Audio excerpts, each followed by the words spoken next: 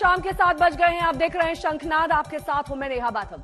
भक्ति से मिलेगी शक्ति। जी हां, प्रधानमंत्री नरेंद्र मोदी भक्ति पथ पर निकल चुके हैं। आज से वो 2 दिवसीय उत्तराखंड दौरे पर हैं, जहां उन्होंने बाबा केदारनाथ और बद्री विशाल के दर्शन किए।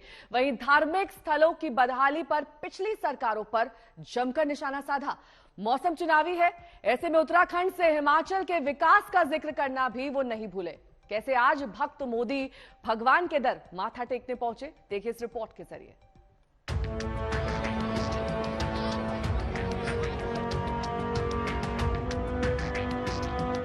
ये भक्त मोदी की आस्था की शक्ति है। एक बार फिर बाबा केदारनाथ ने बुलाया और प्रधानमंत्री नरेंद्र मोदी आशीर्वाद लेने पहुंच गए। केदारनाथ के दर्शन किए तो बद्री विशाल का आशीर्वाद भी लिया। छठी बार प्रधानमंत्री नरेंद्र मोदी बाबा के दरबार में हाजिरी लगाने पहुंचे।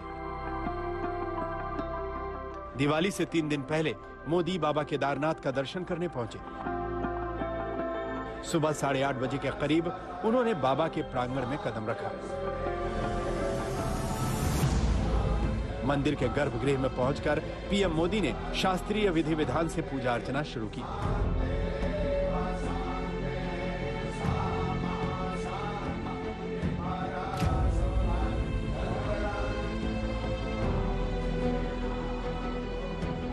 मंदिर के पंडितों ने मोदी को तिलक लगाया, माला पहनाई और फिर मंत्रोच्चार के साथ पूजन का कार्यक्रम आगे बढ़ा।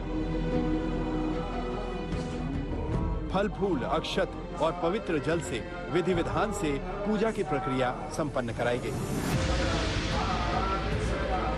और रुद्राभिषेक पूजा माननीय प्रधानमंत्री जी के द्वारा हुआ। और आज की जो पूजा में प्रधानमंत्री जी ने जो अपने भाव दिखाई, तल्लीनता दिखाई, सारे मंत्र उनके मुख में थे। मतलब प्रधानमंत्री नरेंद्र मोदी को सभी मंत्र खुद आते हैं, मंत्रोच्चारण को खुद करते हैं? खुद मंत्रोच्चारण कर रहे थे। बहुत आनंद आया। केदारनाथ के दरबार में पहुंचकर पीएम मोदी बाबा की भक्ति में लीन हो गए।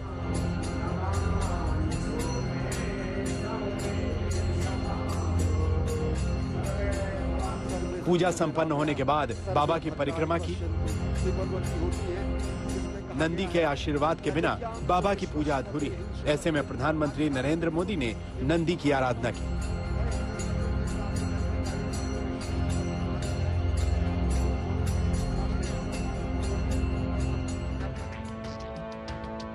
बाबा केदार के दर्शन कर वो आदि गुरु शंकराचार्य की समाधि पर भी गए। शंकराचार्य की समाधि के कायाकल्प का श्रेय मोदी सरकार को ही जाता है। हिंदुत्व के आदि प्रचारक शंकराचार्य की समाधि अब हिंदुओं के लिए बड़ा आकर्षण का केंद्र है। प्रधानमंत्री नरेंद्र मोदी इस बार भी अपने खास पहनावे में नजर आए। हिमाचल का खास परिधान चोला डोरा पहनकर पीएम मोदी यहां आशीर्वाद लेने पहुंचे।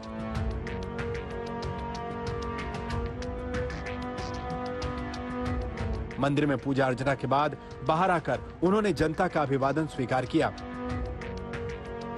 उनके पहनावे ने हर किसी का ध्यान खींचा। प्रधानमंत्री बनने के बाद जब 6वीं बार नरेंद्र मोदी केदारनाथ धाम पहुंचे तो तमाम सौगातों के बीच में जो चीज चर्चा का केंद्र रही वो थी प्रधानमंत्री की पोशाक। चोला डोरा पहनकर प्रधानमंत्री केदारनाथ की भूमि पर पहुंचे और इसे खास तौर पर तैयार किया था हिमाचल प्रदेश की महिलाओं ने अपने हाथों से। हिमाचल प्रदेश के चंबा में महिलाओं ने प्रधानमंत्री को यह तोहफा दिया था। प्रधानमंत्री ने वादा किया था किसी सर्द वाली जगह पर जाकर इसे पहनूंगा, और यहां पर जब वो आए तो सिर पर टोपी थी हिमाचल की, चोला डोरा हिमाचल का पहना था और पीठ पे स्वास्तिक बना था, जिसका सनातन परंपरा में एक महत्वपूर्ण स्थान है।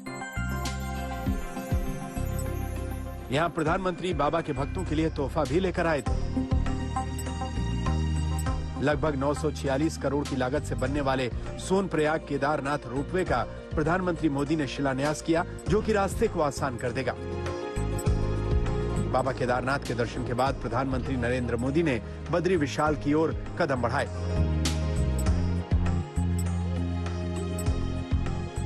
दर्शन पूजन के बाद पीएम मोदी बद्री विशाल की आरती में भी शामिल हुए। आदि शंकराचार्य ने देश के चारों दिशाओं में जिन 4 धामों की स्थापना की थी, उसमें बद्रीनाथ भी एक है। यहाँ बद्री विशाल के साथ शंकराचार्य का भी मंदिर है। यहाँ पीएम मोदी ने पूजा अर्चना की। पीएम मोदी को यहाँ पुजारियों ने पीत वस्त्र भेंट किया और स्मृति चिन्ह भी दिया।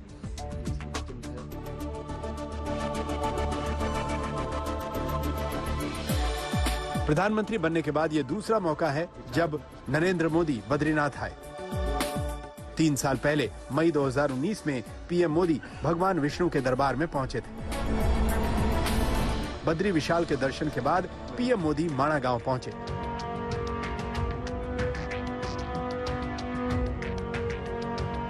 जहां उनके स्वागत के लिए खास तैयारियां की गई थी। कई सांस्कृतिक कार्यक्रमों का आयोजन किया गया। माणा सीमा से सटा भारत का पहला गांव माना जाता है। यहां स्थानीय लोगों ने प्रधानमंत्री से बातचीत की। गांव में पीएम को लेकर लोगों में जबरदस्त उत्साह देखने को मिला।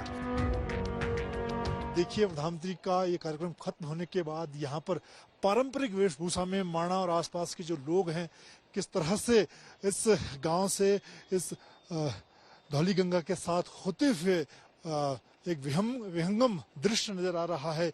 हजारों की संख्या में लोग इस खराब मौसम के बावजूद, इस वक्त देखिए बर्फबारी शुरू हो गई है, लेकिन लोगों में जो उत्साह था प्रधानमंत्री नरेंद्र मोदी के कार्यक्रम को लेकर, उसकी ये झलकी हम आपको दिखा रहे हैं। अच्छा लगा हमको, यही मोदी सरकार ने बोले वही अच्छा लगा। कुछ चाहते थे आप लोग उनसे बात करना, आगे मिलना चाहते और आगे मिलना चाहते, पर हम पीछे थे। मांग भी थी आप लोगों की। हम चाहते थे कि गरीब लोग, जो गरीब है उनका अच्छा हो। प्रधानमंत्री ने उत्तराखंड को 3,400 करोड़ रुपए के कनेक्टिविटी प्रोजेक्ट की सौगात दी। यहां धार्मिक स्थलों को नजरअंदाज करने के लिए पिछली सरकारों पर जमकर निशाना साधा। आजादी के बाद सोमनाथ मंदिर के निर्माण के समय क्या हुआ था, वो हम सब जानते हैं। इसके बाद राम मंदिर के निर्माण के समय इतिहास से भी हम भली भांति परिचित हैं। गुलामी की ऐसी मानसिकता ने हमारे पूजनीय पवित्र आस्था स्थलों को जर्जर स्थिति में ला दिया था। सैकड़ों वर्षों से मौसम की मार सहते आ रहे पत्थर, मंदिर स्थल, पूजा स्थल के जाने के मार्ग, वहां पर पानी की व्यवस्था और उसकी तबाही, सब कुछ तबाह होकर के रख दिया गया था। आज प्रधानमंत्री बद्रीनाथ में ही रात बिताएंगे, जिसके बाद कल वो बाबा बद्री के नगर से विदा लेंगे। केदारनाथ से गौरव सावंत, शुभांकर मिश्रा और राजीव ढोंडियाल, मंजीत नेगी और कमल नैन सिलोड़ी के साथ आज तक ब्यूरो। तो मोदी भक्ति पथ पर निकले तो सियासत तेज हो गई। उदित राज ने हिंदू धर्म की कुरीतियों को खत्म करने का मुद्दा उठा दिया, तो वहीं बीजेपी ने उनके बयान पर पलटवार किया है। इनसे बड़ा अच्छा प्रचारक कोई है नहीं मोदी जी से। तो आरएसएस को फुल टाइम इनको ये काम देना चाहिए और हिंदू धर्म की कुरीतियां या जो सुधार है, जो वर्ण व्यवस्था है, ऊंच नीचे, उसको एक कम कर सकते हैं, क्योंकि बहुत जबरदस्त प्रचारक है।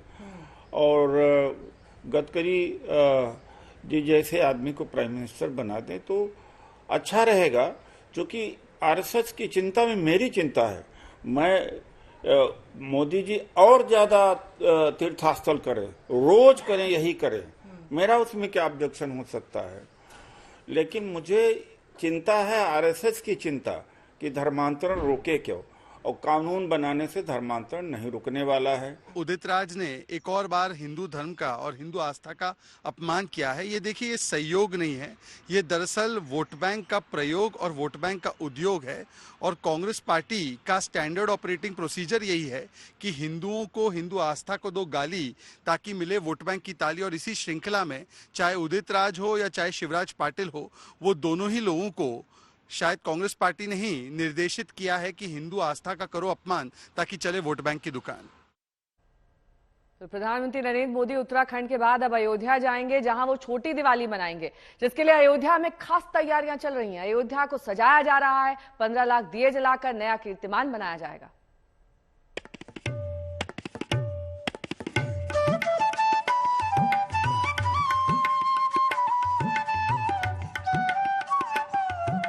अयोध्या नगरी दीपावली के शुभ मौके पर भगवान राम के स्वागत के लिए सज धज कर तैयार है। राम नाम के झंडे दिखाई दे रहे हैं। मर्यादा पुरुषोत्तम की झांकी वाले होर्डिंग भी हैं। जगह जगह द्वार भी बनाए गए हैं। पहली तस्वीर जो झांकी पर बनी है उसमें आपको शबरी माता नजर आएंगी, जिन्होंने इंतजार सालों का किया प्रभु श्री राम का, और जब वो उनकी कुटिया पधारे तो उन्होंने खुद चक्कर फल उनको खिलाए। यहाँ पर अगर आप देखेंगे इस झांकी के ठीक बगल में तो आपको यहाँ पर एक कुटिया नजर आएगी, और ये कुटिया बता रही है कि जब वनवास राम सीता लक्ष्मण को हुआ तो किस तरह से वो एक कुटिया में रहते थे, और उसके बगल में किस तरह से रावण ने सीता हरण किया। आप अगर इधर आकर देखेंगे तो आपको साक्षात बजरंग बली उड़ते हुए नजर आएंगे, क्योंकि उनकी पूंछ में रावण ने आग लगवा दी थी, जिसके बाद उन्होंने पूरी लंका को जला दिया, जलकर राख हो गई लंका। और यहाँ पर वो तस्वीर जब बजरंग बली प्रभु श्री राम का संदेश लेकर माता सीता के पास आए। हे राम हे राम। अयोध्यावासी राम की भक्ति में डूबे हुए हैं। हर कोई राम धुन गुनगुना रहा है। तू ही तो है राधा का श्याम। हे राम। लोग अपने भगवान के स्वागत की जबरदस्त तैयारियां कर रहे हैं। श्री राम लौटेंगे तब दीपोत्सव होगा। पूरी अयोध्या में दीप जलाए जाएंगे। छोटी दीपावली पर अयोध्या में इस बार छठा दीपोत्सव होगा। राम की नगरी लाखों दिए से जगमग करेगी। इस साल 15 लाख का टारगेट है, जिसे पूरा करने के लिए कम से कम 17 लाख दिए जलाए जाएंगे। दिन प्रतिदिन इस दीप महोत्सव खुद अपने ही रिकॉर्ड को तोड़ते हुए आगे बढ़ते चला जा रहा है। और आज ये स्थिति आ गई जब हम लोगों ने तय किया था 51,000 दिए जलेंगे। अरे 51,000 दीप, ये हुआ कि नहीं 2 लाख, क्या अरे 2,51,000, 3.5 लाख, अरे 3.5 लाख, 5 लाख, 5.5 लाख, 7 लाख, 9 लाख, अब 17 लाख। अयोध्या का दीपोत्सव इस बार खास है क्योंकि अब की बार राम की नगरी में प्रधानमंत्री नरेंद्र मोदी भी मौजूद रहेंगे। प्रधानमंत्री मोदी का भगवत प्रेम किसी से छिपा नहीं है। भगवान केदार और बद्री विशाल के दर्शन और पूजन के बाद वो छोटी दीपावली को अयोध्या जाएंगे, जहां वो सीएम योगी के साथ दीपोत्सव में भी हिस्सा लेंगे और दूसरे कार्यक्रमों में भी। अयोध्या की अपनी एक अलग महत्ता है, अलग पहचान है, प्रथम वरीयता है श्री अयोध्यानाथ भगवान की। तो ऐसे में प्रधानमंत्री जी का आना हम सब लोगों के लिए उत्साह का विषय है। हम लोग पलकें बिछाए उनका स्वागत करने के लिए आतुर हैं। और माननीय प्रधानमंत्री जी यहाँ आएंगे, दीपोत्सव में दीप जलाएंगे और माँ सरजू जी की आरती करेंगे, रामलला का दर्शन करेंगे, तो हम लोगों के लिए सौभाग्य की बात है। पिछले 6 सालों से अयोध्या में दीपावली कुछ खास होती है। दीपोत्सव के अलावा और भी कई तरह के कार्यक्रम होते हैं। रामलीला होती है जिसमें देश विदेश के कलाकार हिस्सा लेते हैं। इस साल भी रामलीला मंचन की जोरदार तैयारी है। रामलीला के अलावा हर साल लेजर शो भी होते हैं। इस बार भी लेजर शो होगा, लेकिन 1-2 नहीं बल्कि पूरे 12, ताकि अयोध्या का हर शख्स इसे देख सके। इस खास मौके पर अयोध्या को राम नाम के झंडों से रंगने की तैयारी है। अयोध्या के दीपोत्सव में जो सबसे खास तैयारी है वो दिए सजाने की है, क्योंकि दिए जलेंगे और उन्हीं का रिकॉर्ड बनेगा। पिछली बार से ज्यादा संख्या है, इसलिए इस बार जो ब्लॉक है उसमें भी बदलाव किया गया है। 14x14 का ब्लॉक पिछली बार था और इस बार 16x16 का ये ब्लॉक है। पहले आपने पिछले दीपोत्सव में लगाए हैं दिए या इस बार फर्स्ट है? दीपोत्सव में भी यहाँ आए हुए थे, हम लोगों को बहुत अच्छा लगा था। इस बार 2.0 ये योगी सरकार की दूसरी दीपोत्सव है, तो इसमें भी हम लोगों को बहुत अच्छा लग रहा है, क्योंकि हमारे प्रधानमंत्री जी आ रहे हैं तो हम लोगों को और खुशी है। कहते हैं अयोध्या के कण कण में भगवान राम बसे हैं। ऐसा दिख भी रहा है। अयोध्या वाकई राममय है। अयोध्या के लोग राममय हैं। लोगों में एक अलग तरह का जोश और उत्साह नजर आ रहा है। समर्थ श्रीवास्तव के साथ शिल्पी सेन, अयोध्या आज तक। तो देश की सियासत में धर्म सबसे बड़ा मुद्दा है। ऐसी धर्म की आग इस बार कांग्रेस नेता शिवराज पाटिल ने लगाई है, जिन्होंने गीता के संदेश को ही जिहाद से जोड़ दिया, जिसके बाद अब बीजेपी कांग्रेस पर हमलावर हो गई।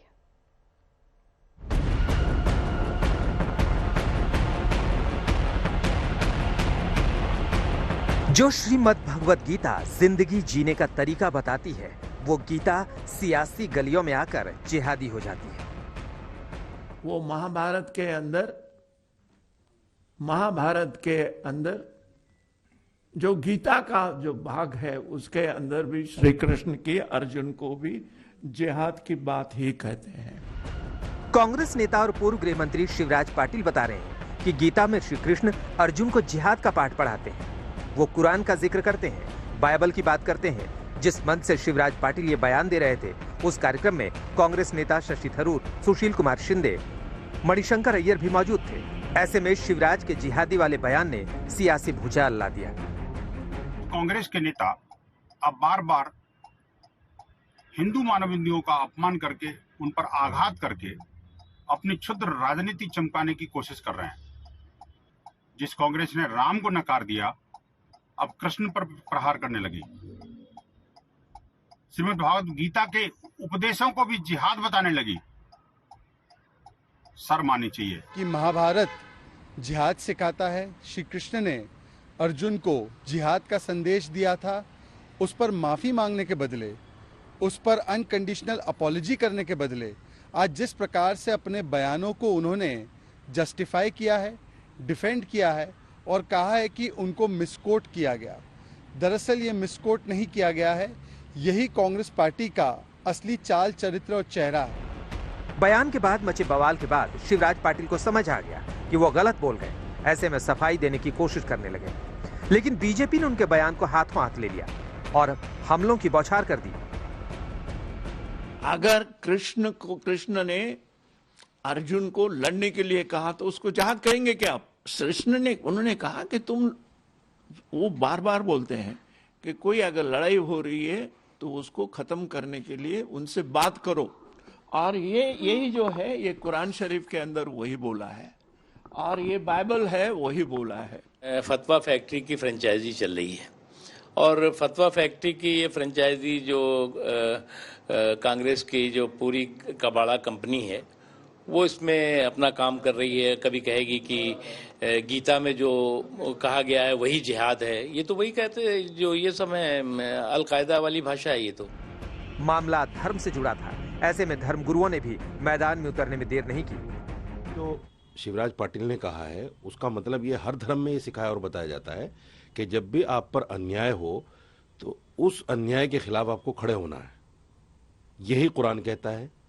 तो अगर इसको ये जिहाद कहते हैं, ये जिहाद को दूसरे मीनिंग में लेते हैं, तो ये इनके दिमाग का फतूर है। कुरान में भी यही कहा गया, गीता में भी यही कहा गया, बाइबल में भी यही कहा गया कि अन्याय के खिलाफ आपको खड़ा होना है। जिस प्रकार से भगवान कृष्ण और अर्जुन को लेकर के हमारे महाभारत कालीन चरित्र पे जिस प्रकार से जिहाद से जोड़ने का प्रयास कर रहे हैं, निश्चित रूप से आपका अस्तित्व भी मिट जाएगा। इस्लामिक आतंकवाद, इस्लामिक आतंकी जिहादियों को हिंदू सनातन के पौराणिक चरित्र से जोड़ने का कृत्य पाप किया है। हिंदू समाज आपको छोड़ेगा नहीं।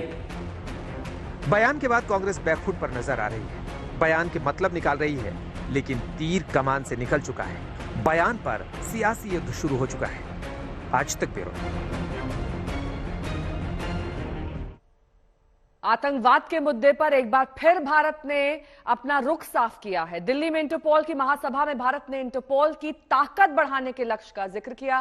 वहीं आतंकवाद को लेकर दोहरी नीति अपनाने वाले देशों पर निशाना भी साधा।